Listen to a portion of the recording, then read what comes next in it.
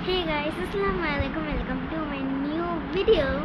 Guys, আজকের এই ব্লগটি অনেক বেশি স্পেশাল কারণ আজকে আমরা চলে এসেছি নানু বাড়ি।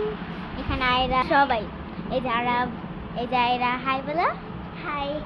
গেছে আরব আয়রাকে কোলে নিচ্ছে, আসলে আয়রা কোলে নিচ্ছে। এখানে সবাই ওই রুমে, আমি এভাবে ব্লগ করেছি। দেখেন